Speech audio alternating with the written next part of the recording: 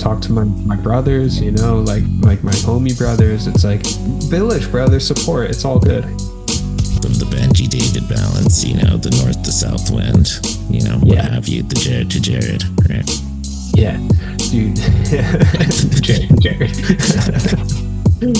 Dude, exactly. This conversation's warming my heart. This is great. Yeah, same. Good afternoon. My name is Ren. This is Jarad to Jared. On this week's episode, the Jarads will discuss becoming the protagonist of your own life, the cause and solution of indecision making, agency, finding satisfaction, Jarad leaving the desert, and much, much more. The journey begins. I've been watching this show with Billy Crystal. It's a new show on Apple TV. Billy. And I love Billy Crystal, dude. Such a classic actor, but can do serious roles really well as well. Just like a really good actor all around. Anyways, glad he's back. He's like a child psychologist in this, and it's kind of like a horror thriller. But with his patient, he does this cool test. It's called like the blocks test. And he takes out a bunch of blocks, and every time you set a block down, you have to say something that makes you mad or something you're afraid of. And then the next person puts a block, and then you go back and forth, and then you look at what the structure is, and the last block is, what are you most afraid of, or what do you dislike the most? So it's pretty cool. So I did some research on like what would be some cool like psychology tests to do on Jared to Jared. Because we kind of did that one on that episode with the cube, right? Cube personality. Yeah, that was cool. Damn, I'd be down for the Eisniks. All right. We could do that. Let's do that. Maybe towards the end. Yeah. Let's get into it. Shit, man. How was the journey? I'm going to be completely honest. It's been kind of hard. It's been a hard journey. I mean, it was fine. Nothing bad happened. The car was fine. Driving with my mom was mostly fine. I mean, a couple of moments of like irritation, which is inevitable. It's like, locked in a car with your mom for 5 days straight, anyone would, find a little bit of irritation there, but we're friends too. We also like just had fun and like did some exploring. So that was cool. But it was hard, bro. I was leaving, and I had to pull over. And just started crying, I was like, it was really hard, I lived in New Mexico for a long time. It was home for a long time. As kind of bizarre as the monastery experience was, it was also a place that like restored my sense of safety and belonging, which is pretty profound, so yeah, honestly, it was hard leaving, and then got back, and I'm just kind of feeling like sort of afloat, just like, oh shit, what am I doing? Kind of like in between limbo, sort of abyss thing, Yeah. And so started, just doing my meditation thing. Started doing some yoga classes down the road just to like exercise, get my body moving, But it's interesting because I started looking up like indecision,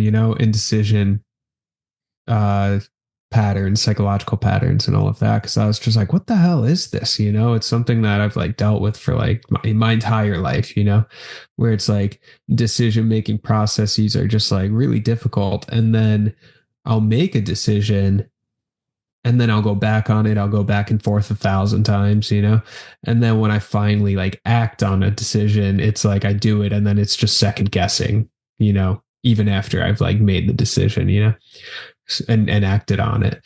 So I'm just like, this is crazy. So I'm like, okay, because even like when I was in New Mexico, it was constant second guessing about being there, and then I leave. So I leave, and then it's immediately constant second guessing about having left. So it's like, okay, there's something going on here that is happening independent of the actual situation that I'm in. You know what I mean? There's like Right, right, a a thought pattern, you know?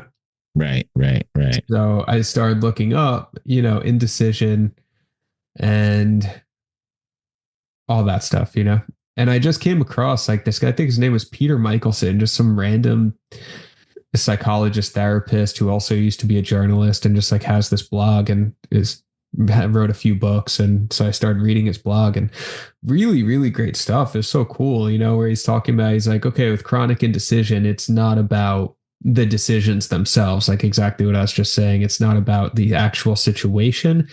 It's about what's underlying those, because it can like, independent of the situation, you could change your external circumstances 1,000 times and you're still going to feel that anxiety, that indecision. Was this the right decision? Was it the wrong one? Second guessing, all of that stuff. So he was like, you need to go into the inner workings. What's happening underneath indecision? And he goes, uncertainty, feelings of powerlessness, feelings that you can't affect positive change in your life, that you're incapable of success, all this kind of stuff, fear of success, all that kind of stuff, right, right. And he was he was referring to it as inner passivity. So I just ordered this guy's book. That's all about inner passivity. So it's like that part of us, some of us, not everyone has it, but a lot of people do, that again, just passive, that part that's like feels powerless, even if it's not, it's a complete illusion, right? It's like it's our personality structure is identifying with being powerless for some kind of reason. Sure. Maybe we were as like children or something, and then we over internalize that, we over identify with that. I'm powerless. I can't do anything. I'm not going to be successful. Any decision I make is going to be wrong. There's always the threat of having made the wrong decision. So he was essentially saying, like, get in touch with that part, the part of you that feels powerless. Talk with it. Why? What's going on with that? What's happening at the subconscious level? Because it's not until you change those thought patterns and the subconscious patterns that the thoughts are arising from, that you can then start to feel confident, in the steps that you're making in your life, Right. Because I listened to the last Jarad to Jarad episode, or two episodes ago, and like was just kind of skimming through it. And there's a moment where I'm like, dude, I'm ready. I'm so psyched to leave. Fucking let's do it. I'm not bringing the old stuff into the new simulation, Sure, man. So optimistic. Yeah. And then freaking a few days later, I'm in the car just like, oh, fuck, this is a bad idea, Right, and then, right. Arrive back in New York, and I'm just like, oh, God, this was a bad idea. And it's like nothing bad has happened, So it's just sure, like, sure. So it's like, oh, fuck, okay, it's time to start working with that, Right, right. I have a lot of thoughts on this. Yeah, please. So what I'm kind of interested in, where does it originate from in terms of, are we afraid? Where's the like philosophical background roots to that, right? To that anxiety sort of indecision. Yeah. Is it because we're afraid of change? Are we afraid of success? Does it even originate in fear to begin with, right? Like what? Or is it something of regret, perhaps, or progress? Or you see what I'm saying here? I do, yeah. Like, or is it something more to be listened to? Shit, maybe you should come back to New Mexico. Right, I don't know. I'm just kind of, softballing out there. What are the root causes of indecision, right? Yeah, yeah. And then you brought up a good point there, is, which, hopefully maybe you can digress a little bit more on, is how can we progress out of indecision, right?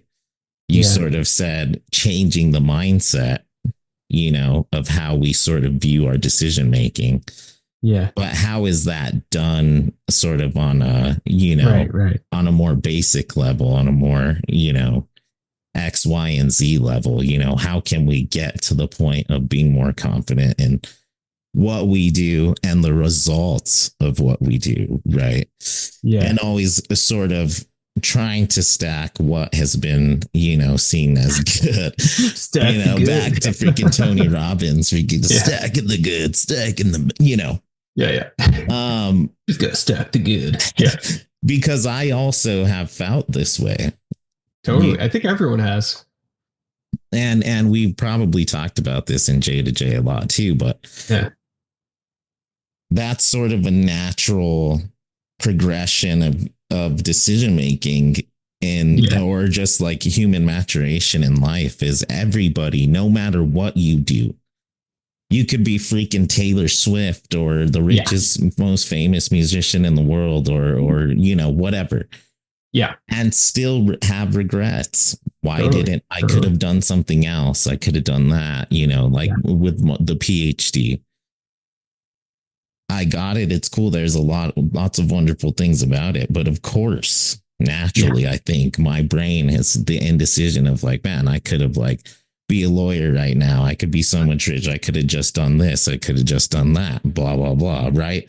Because there are unlimited trailhead paths that we can take, different life threads to go on, and I don't know. Is it just simply a process of reflection? I don't know. Yeah, I love that. Love that. Yeah, well, one more thought about it comes to mind before I respond, exactly to what you're saying. But because I've also tried forcing a decision, just being like, okay, I've oscillated back and forth for long enough, so I'm doing X starting now. And then I'll feel the pushback. I'll feel the pushback of indecision. And then I'm like, nope. We're doing it. And then I do it. And then it's like, oh shit, I think I forced it, that'll happen. And then it'll be like, okay, well, I'm making a decision and sticking with it. This is what I'm doing for the next 5 years or something, just I'm going to stick to it.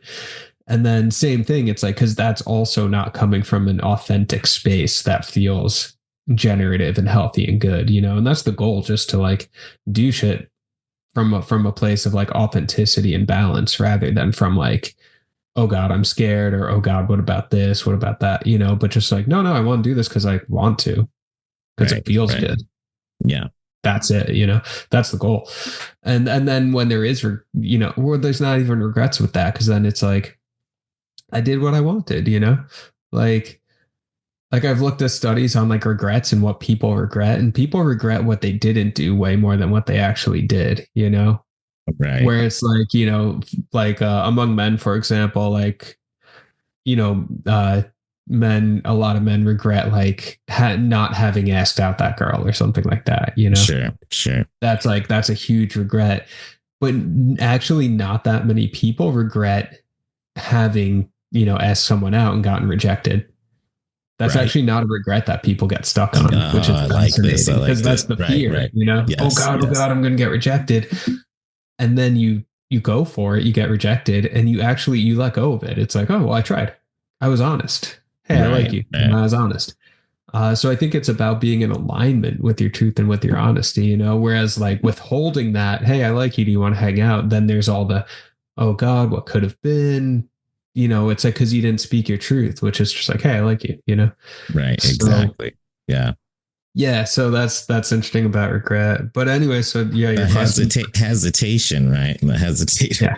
He hesitates, masturbates, and oh man, I never heard that one. Jeez, really? You haven't heard that one? Yeah, that's a classic. But metaphorically, it applies to everything essentially, and should have went for this, should have went for that job, blah, blah. And it's crazy how indecision is sort of the yin to the yang to that of regret as well, because regret actually is the result of indecision. Definitely. Yeah, part of it. So, should I ask this person out? Should I leave back home to Jersey? Should I freaking, go to massage therapy school? Should I stay in my job? Should I, Yeah, exactly. all these different decisions, while then you don't make a decision and then you live with regret. Yes. Yeah, yeah. And then you're Benji from A Real Pain, right? Benji from Right, Binghamton, right, right, right. where it's like you have all this potential to do all these things and you're bright, you're funny, you're good looking, all these things. But you get stuck, you get stuck. And who's blocking it? It's like no one, other than Right. ourselves. Yeah. Yeah. But so I think it's like, okay, so kind of where is it coming from? What is that kind of like subconscious water that we get stuck in? I think it's like, well, yeah, I think again, the like over identifying with feeling powerless, where it's um, like in my own family dynamics, and this is old stuff, and this is why it's like, it's like the inner child sometimes like takes over, even though we're in our 30s or 40s or 50s or whatever, like that sort of thing. So Right. it's like, as a kid, I was really shy, passive, all this stuff, just like it felt like I was just kind of being like caught up in the winds and waters of everyone else around me, It was just like, okay, well, this is what we're doing, and then this is what we're doing, and then this is what we're doing. I didn't feel like I had like a, strong sense of like, I guess, agency, um, which is whatever. It's like kid stuff. It's like, it's not like everyone's got, their stuff, it's not like something, I'm holding on to or angry about. It's just like, whatever. We're all human beings. And I don't know. I had like a lot of siblings and there's just a lot going on, there's just a lot going on. Right. So me being like, just kind of like already by disposition, just sort of like more sweet and sensitive, maybe just got kind of like swept up in the currents. This is where we're going. This is what we're doing. This is what's happening, Right, right. My mom has a really strong personality, so she's very active and type A kind of personality. And I get swept up in that, Sure. Whereas where I'm just like passive and quiet, Right. So I think it's just that stuff, so it's like that creates a pattern because like literally for years, that could be someone's pattern, just like Right. family, whatever. Again, no one's fault. It's just, whatever, just like personality stuff arises. So then, you're in a certain family role or pattern for decades, really. And then maybe you move out in your, around age 20, 18, 20, whatever it is. But still, that's 18, 20 years, whatever it might be, of reinforced conditioning around a certain pattern, Sure. So then when you're this like really ideally proactive adult, who's able to say, well, this is what I want in my life. This is what I want to do. This is who I want to be. This is what feels good to me. We're so removed from that because we're so used to just going with the current of the people around us or something like that, because that's what we did for 20 years, Right, right. And that's just one side. It's more complex, that's not the only, we all have these like the subconscious is wide and vast and there's all these different patterns, but that's Sure. one of them, Right. So, and then that one will like take charge sometimes. So I don't know. So yeah, I guess like, I think it just comes from that, if you're someone who like that resonates with, where it's like, you felt you were in a passive role for 20-ish years. And then Sure. it's like, yeah, now go into the world and figure it out. And you're just like, wait, how? Like, I don't know how to make decisions. I mean, like, I don't have kids yet, of course, but like, one day if I have a kid, like one thing I'll be really conscious of is just like giving them space to make their own decisions, to be empowered to do, X, Y, or Z, to figure out who they are, rather than just being like, this is who you are, this is what you're doing, and this is how it's going to be, Right. Give them space to figure it out, and develop hopefully a less passive personality or something like that. Well, you're making me think too that that agency yes is a heavy burden at times, right? Interesting. Because I'm thinking about literature and even movies, whatever storytelling. There are the characters that are purely driven by the protagonist's agency.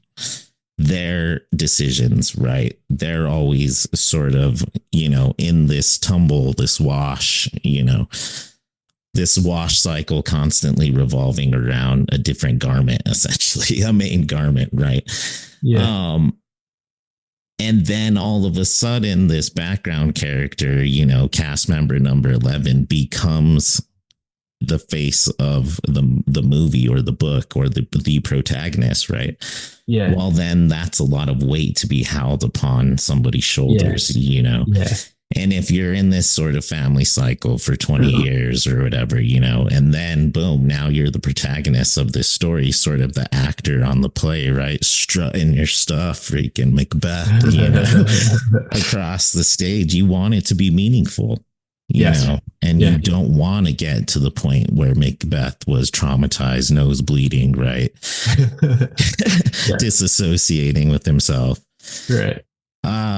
You want to try to you want to be able to reflect that your decisions led you to a place of, peace, sort of, and the right path, essentially. Right. And I think that's where a lot of indecision comes from as well, is us always being like, man, I want this to result in something so good, because if it doesn't, then that's going to reflect poorly on my leadership, my agency, my ability to be the driver of this story, which I hope ends well and not as a tragedy. Right.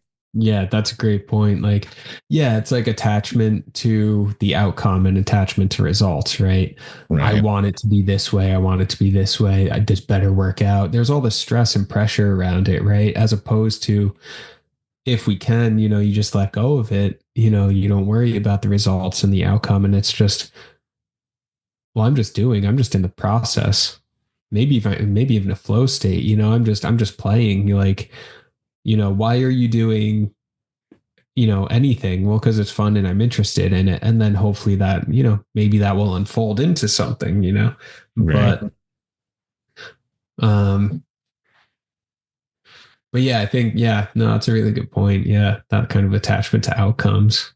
Right. Attachment to outcome. I like that a lot. Yeah. When really we should always reflect upon sort of the journey, right? Yeah. And like, I don't know, you bringing this up makes me really think of wanting to break the mold of indecision, right? Yeah. Sort of, being confident with the result, being confident with what's going to happen, even on a small scale, just like, listen, gonna buy this shirt. Yeah. I'm going with the blue one. I don't give a fuck if the gray one looks cool or the army green one. I'm getting the blue one, right? Yeah, screw it. Let's see how it works out, and fucking boom. That might actually turn out to be your favorite shirt. If it's not, it was $15. Move on with your life. Yeah. Yeah. And I've gotten pretty good at the small ones, because I've been consciously working with this indecision thing for a while now. And I've gotten pretty good with the small ones, Yeah. It's the bigger life things that throw me for a loop, Sure. And so then I guess as far as like, okay, kind of diagnose the issue, it's like, okay, cool. Like there's still like a piece of, I'm going to say my personality, but anyone with the indecision thing, a piece of my personality that's like fixated on, that's almost attracted to feeling powerless, because that's what it's used to. We like what we're used to. We like familiarity, especially when we're in unfamiliar situations. We fall back on familiarity, right? Right. The familiarity of our own patterns and stuff like that. Right. So it's like, okay, unfamiliar thing. I don't know what's coming next, all this kind of stuff. And then it's like, all right, cool. Well, what I do know is what indecision feels like. I know the anxiety around that feels like. Let me fall back on that. There's an attachment to feeling controlled or powerless, or, oh God, what am I going to do? What am I going to do? Right. Because it's familiar, Okay, cool. Whatever. Totally.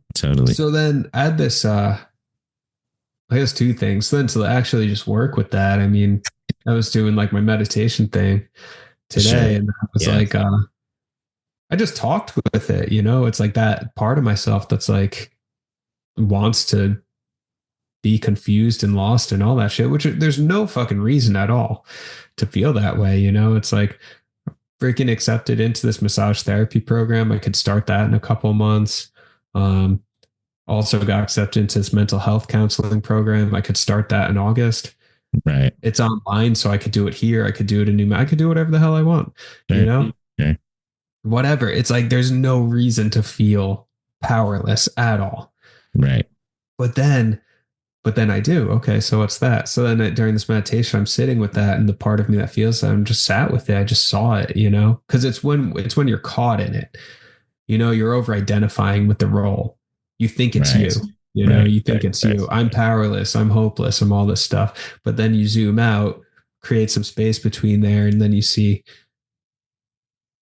oh no, that's not who I am, because there's been plenty of moments where I've been decisive or feel empowered and all of that. So okay, let me just see it. What's going on? Talk with it, you know, create some space there, and now it becomes something to work with, you know, and I could see it, you know, and it was like, oh, okay, cool.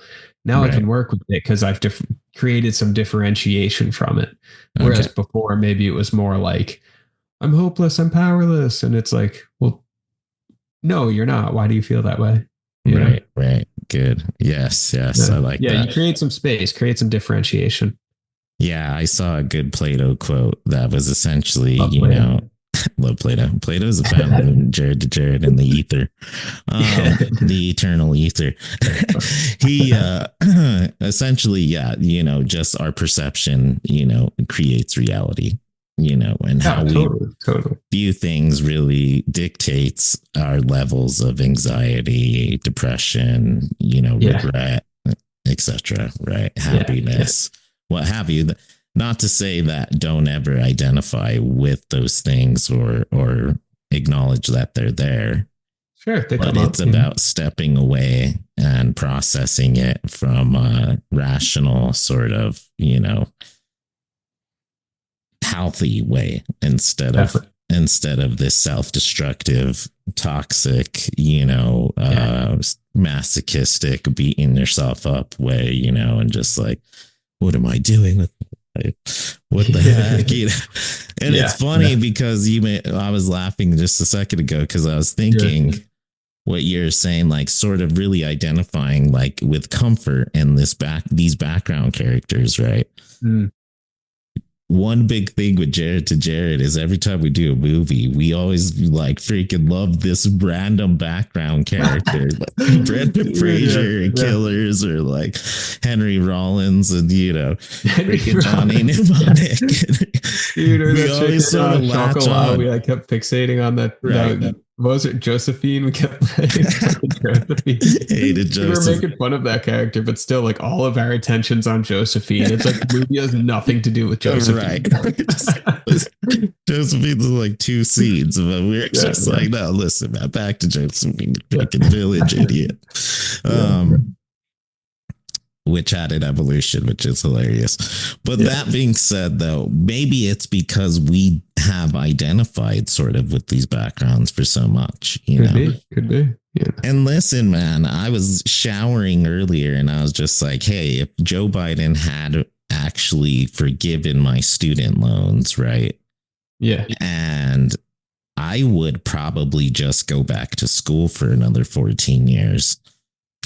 Nice. And just like redo it up again and get another PhD, whatever, teach, not make that much money, but really it's back to being comfortable, right? Because that's what I've known for so long is when you're a student, you're always the background character, sort of like revolving around your professor's curriculum and what they want you to read and think and discuss, post it's a more passive role.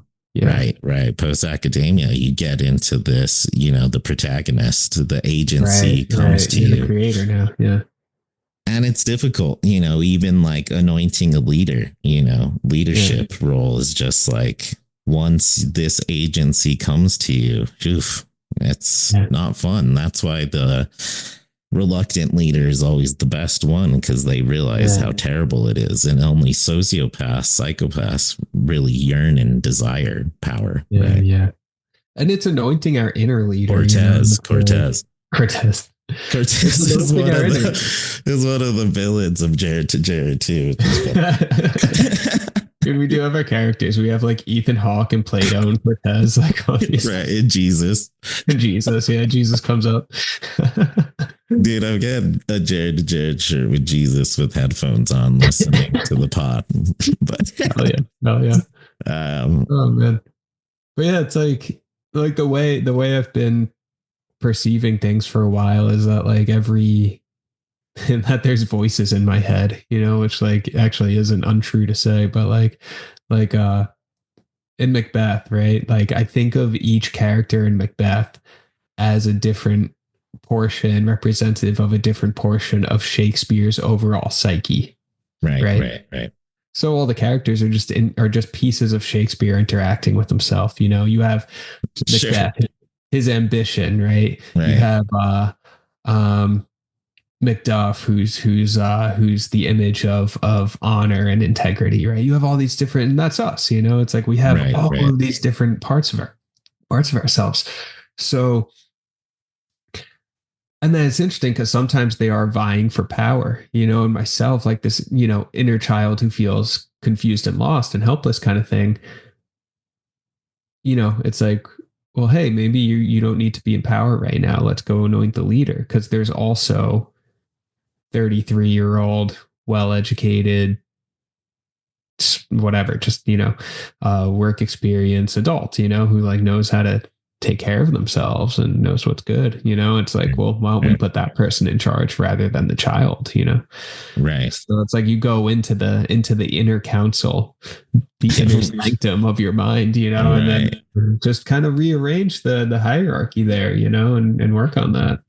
I like that idea too. I think everybody should then engage in creative writing as sort of a self-assessment of your own psychology. Yeah.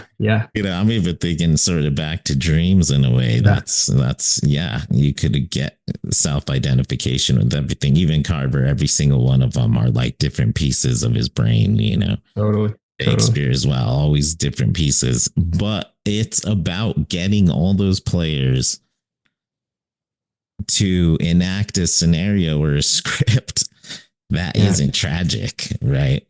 Exactly. But it's not going to happen if you surround yourself with toxic people. Yeah. Either of them might not have been toxic on their own, but together they were. Right? Oh, Macbeth. Yeah, totally. And the Macbeth, right? The Macbeths. and like being able to sort of step away, like you're saying, and self-reflect on, should I go kill this guy, the king? Or like, should I listen to a friend of mine that's telling me, hey, dude, this job is killing you? Or should I, like, whatever the case is, look out for places on your path or during your screenplay that allot you a place to avoid tragedy, right? Yeah. It's sort of look out for these warning signs. Hey, cliff ahead. The track ends here. Bears ahead. Like, freaking, I want to be a bear, not eaten by a bear. Freaking go on the right path and sort of always, I don't know, getting back to like a self-reflection, that way, because that was the tragic flaw of the Macbeths, as we talked about, which ended in tragedy, and that can happen to any one of us. Right. Imagine if you were still at that school, teaching totally. and stuff. Who knows what happened? Yeah. Good or bad, whatever the case, but you just never know. There were clear warning signs, right? Yeah. Freaking vipers ahead. So thankfully you steered clear.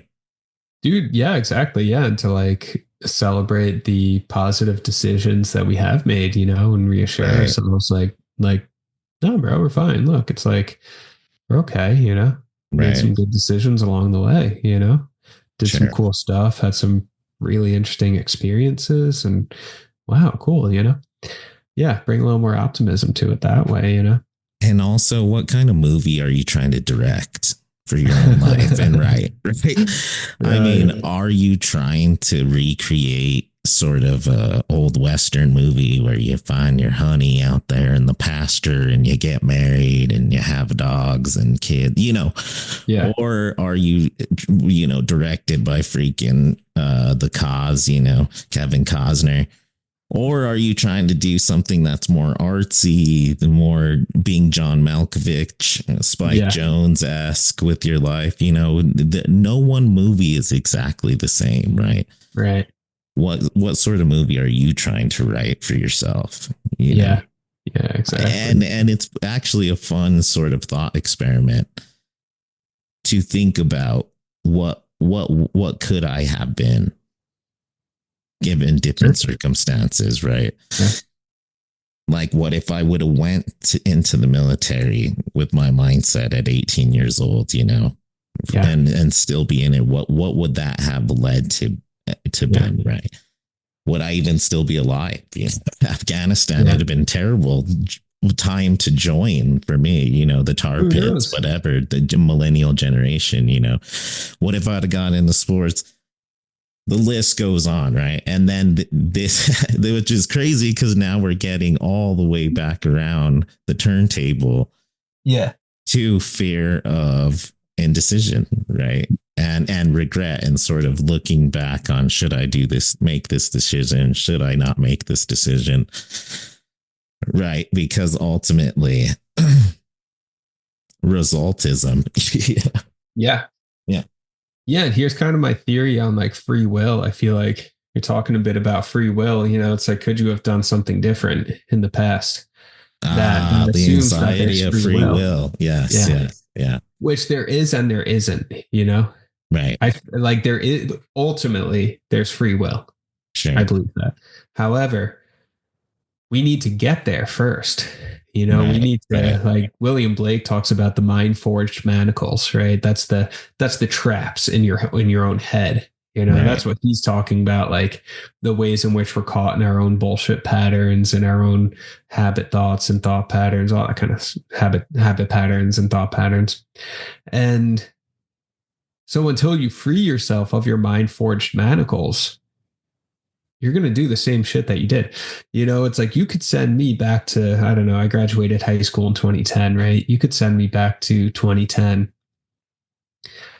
and I'll do the same shit over again, like the same exact path. I would do it, inevitably, unless the only difference is if in 2010, for whatever reason, my 18-year-old self was like, actually, I need to start doing some serious journaling. I need to start, for me, a deep meditation practice, and start seeing a good therapist. It's like, because then I can get free of those mind-forged manacles. And then in 2010, having done those things, I'd still be 18 and still have to do a lot of learning, but there would be like, oh, okay, well, maybe I can make more clear decisions now because I've worked on myself a bit, rather than just operating within the framework as it currently stood, Right. That's actually fucking pretty good, man. I like that. Right. One. You see what I'm saying? You see what I'm saying? Yes. Yeah. So that's the thing. So right now, take my own advice essentially right now, rather than, oh shit. I even thought, bro, I was like, I feel like shit. Should I just get back in my car and fucking drive back to New Mexico right now? Right. It was pretty cushy. I mean, whatever. It's like, I was tired of being freaking Mitra telling me what to do all day, every day. Sure. But like, it was pretty cushy, doing a lot of meditation, whatever, just whatever. There's some really positive, awesome things, but I was like, dude, you could do that fine. Like we could do anything. But if I don't work with the inner framework, if I don't go rearrange the inner hierarchy that's happening in the council, it won't matter then. It's going to be the same shit, or I'm just going to continue to be like complainy and indecisive and all that, So it's like the external circumstances actually don't even matter that much. What matters is that I'm, drop this indecision habit because I'm tired of it. It's like, that's Right. what it is, drop the framework so then you can Yes. be more free to be successful, do whatever, travel, don't travel, do whatever the hell you want. Just be satisfied, to just Right. be satisfied. That's it. It's not even about Nice. anything Nice. Nice. extravagant. Yes. Yes. I don't need like, hey, look at all my money and my fancy ass career and all that stuff. That stuff would be great. There's nothing wrong with it. But just Sure. like, look, I'm satisfied, bro. Like I'm Eisenberg. good. I'm doing what feels good. Satisfaction, man. Wow. Wow. You figured it out. I'm serious. Because ultimately, I was trying, when we first started this conversation, I was trying to look for what is the tangible thing that we're looking for.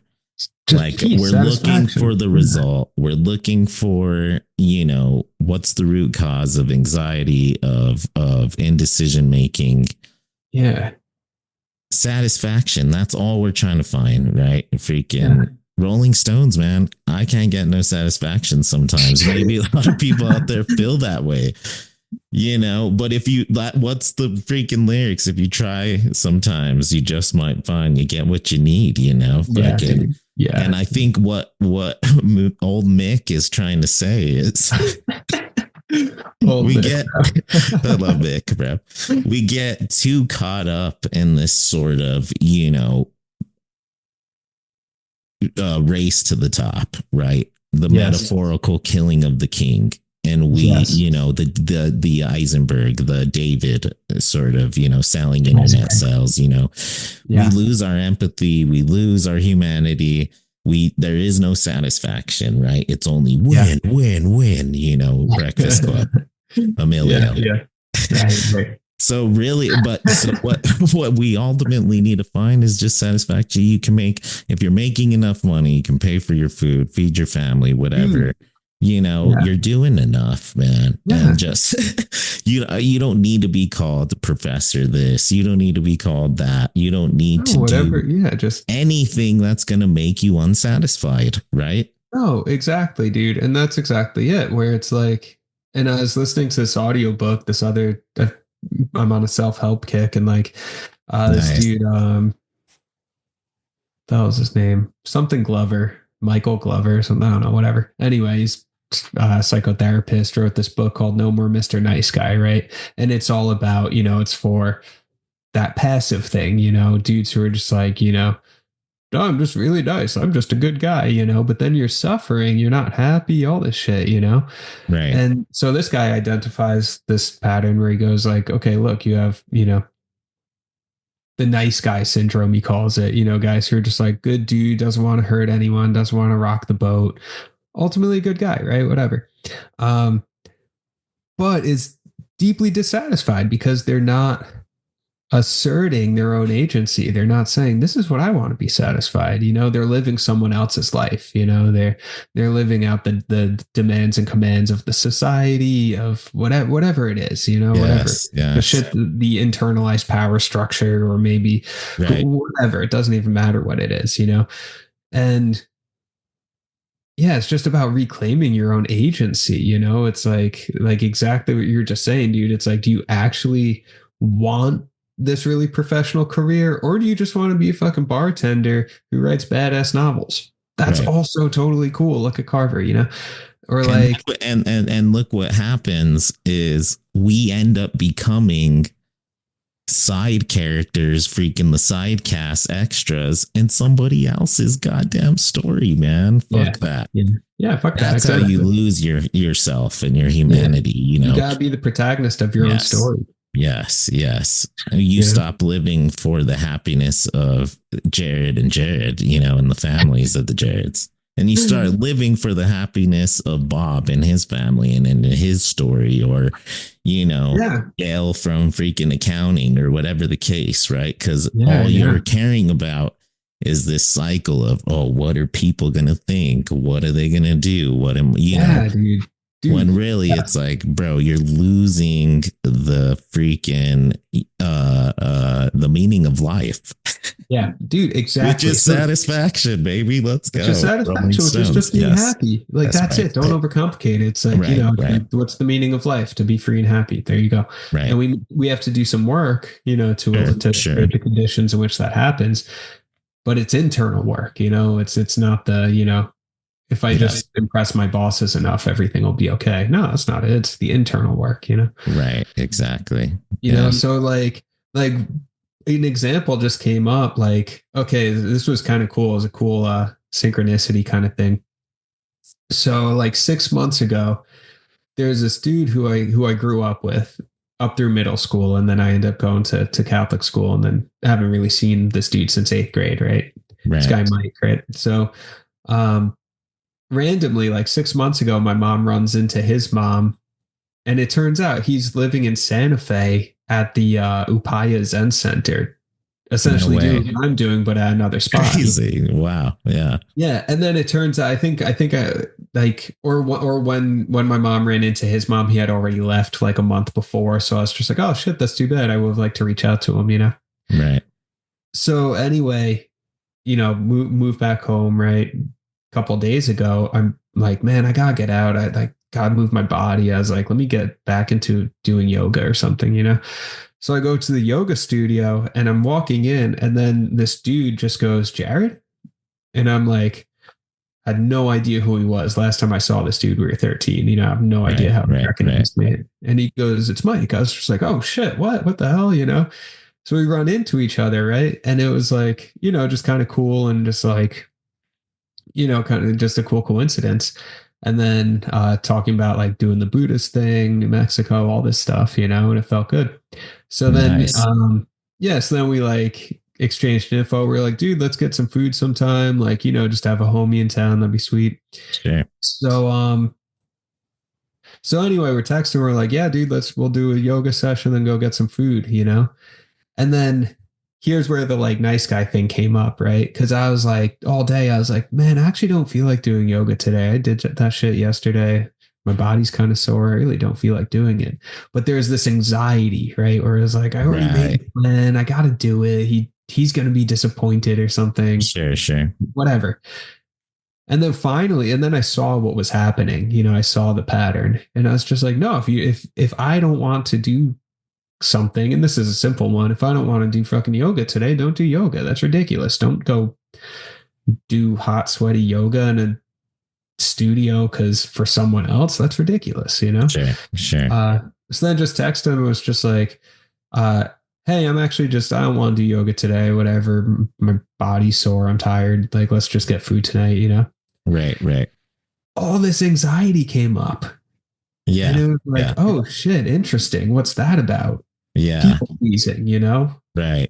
Like I resisted the pattern, the people pleasing pattern. That's just like, oh yeah, let's just do what everyone else wants to do all the time, always, because that's what makes me feel safe, okay, all this stuff, And it was like, well, okay, I went against that pattern, and anxiety flared up.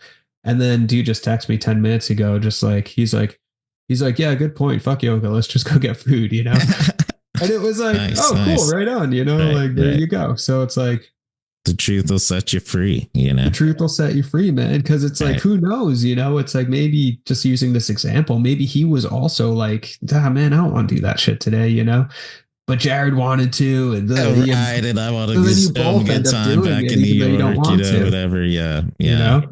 Well, and then here's here's a question.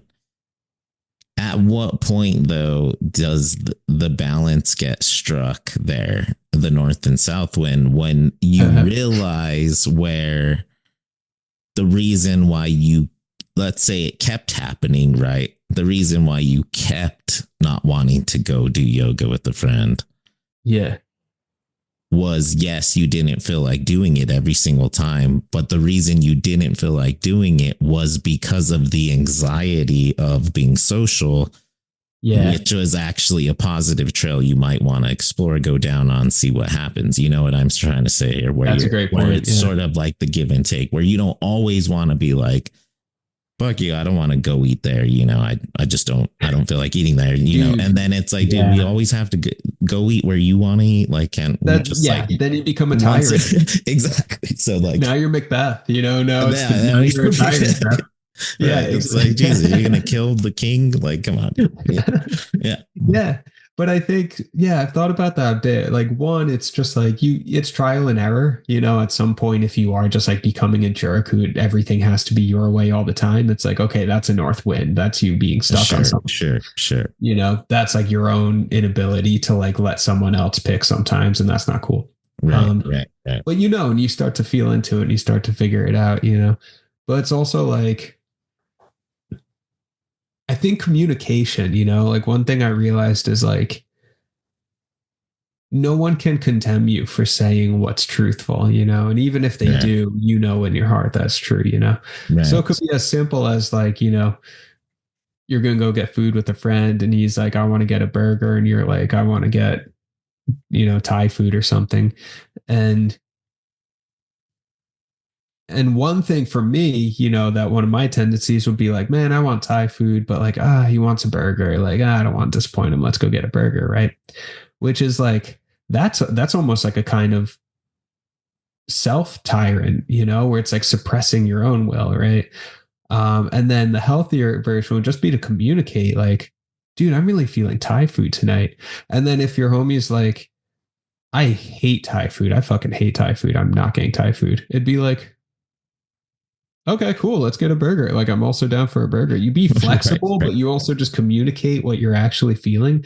I think that's it. It's just communicating what you're actually feeling. And that's probably like the nice guy syndrome, based on that book, where it's like withholding your own preference, withholding what you're actually thinking, withholding your own opinion, withholding all of that stuff, and then that gets like messy in relationships, romantic relationships, especially, where right. It's like, dude, any desire we have is totally valid. That doesn't mean we get to act on every desire, but every desire we have is totally valid, and then it's just communicating that, Right. Like, which is cool, and it's like to learn that, or like, even, I don't know, in like sexuality in the sexual realm, like that's in my last relationship. One thing I was learning, well, sexually and also just in terms of like living with someone, was just like, hey, here's something I'm kind of interested in, and then if she's like, no, it's like, all right, cool. Like thanks for letting me know that you don't want that or don't like that or whatever it is, it's totally okay. The counterclockwise swirl. Yeah. Good reference. You're stealing my moves, Jare. But then it's also like opportunity to be like, hey, I'm kind of interested in X, Y, or Z. And they're like, oh, cool. Me too. I just didn't want to say it, or whatever it is. Sure. But it's just communicating. Well, and then even the other side too of striking the balance, right? Yeah. Where I don't think it should be so much to either side, really. Exactly. It shouldn't always be, well, I'm going to explore whatever. My friend's always like, yeah, well, you should try. Let's go. So boom, I'm always going to yoga. I never want to go. So I still always go. Yeah, exactly. Go occasionally, and also don't go, it's completely fine. Like you can do sort of, there's a both, as long as you value the friendship, whatever, and there's something to gain out of it. There's nothing wrong with it. Right. Right. Same with relationships, even like sexual habits, whatever, with your partner. How many times should we do it? Should we not? This, should we try it? Do you think? Should we not try it? Do you think? Because I don't think it should always be like, no, missionary once a week, only on Tuesdays and Thursdays, on the Sabbath, right? Once during the Sabbath, whatever. It's like, no eye contact.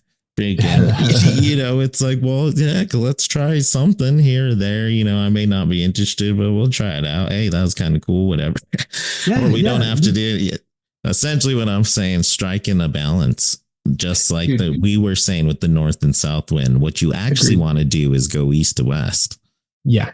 Because east to west is in the middle, right?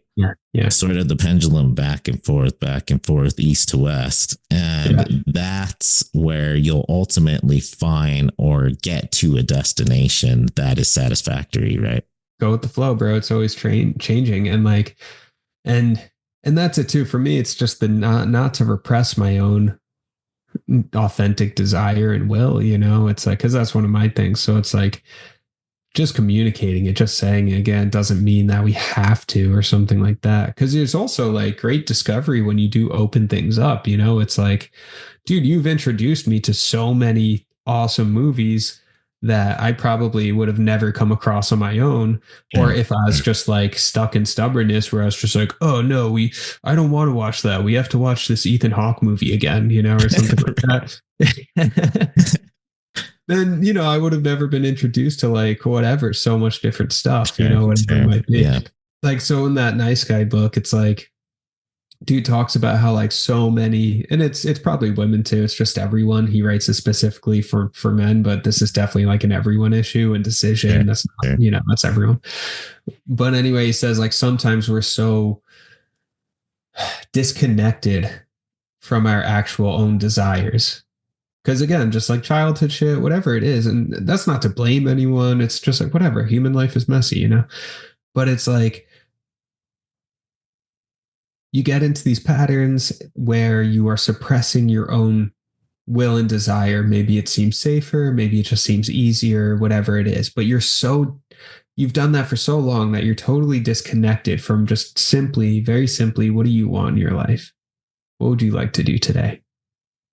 Right. What are you interested in studying? What do you want to do? Whatever it is, Yeah.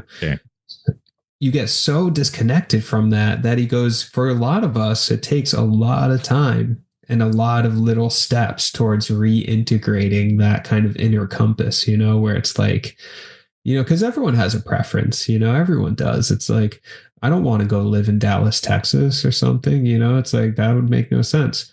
Sure. There's a preference. I just stated a preference. Everyone has a preference, Right. So it's like reconnecting with that in small ways. You go to a restaurant and you're like, well, what do I actually want? I want the burger. Okay, let me do whatever it is. And then you start to kind of work your way up. And this is the indecision thing too. You make small decisions, then work your way up. And then you start to find out, whoa, cool. I have a really unique voice. I have a really unique style. I have a really like personal way of being and interacting that's unique to me. And that's really cool and beautiful. And now I want to explore that more authentic self in larger and larger areas of my life, right, which is fucking cool. That's the answer. Cool. Yes. Because it's like, okay, cool. Right on. You found out that you really like chocolate ice cream instead of vanilla, whatever, great. Good job. Right. But now you're discovering like, oh shit, I never wanted to, I don't know, be a high school teacher or do this or do that. Oh shit. Wow. What would be a more authentic expression of just what I want? Exactly. And then you just expand it and expand it and expand it until you're more and more and more of who you are, and then you get to share that authentically, Yes. Right. And then if it comes in conflict because someone else wants to watch Hamlet when you want to watch Macbeth for the 14th time, hey, give Hamlet a shot out. Cool, bro. No, but ultimately that's what it is. Yeah. You get to yourself to that sort of little decision making, to the maturation where you can decide. Yeah. And then you can be satisfied, right? At the end. On behalf of the Jarads, thank you for listening. Follow and tell your friends about the show. The Galactic Observatory awaits you, and always remember, satisfaction lies in the effort, not the attainment. Full effort is full victory. Happy holidays.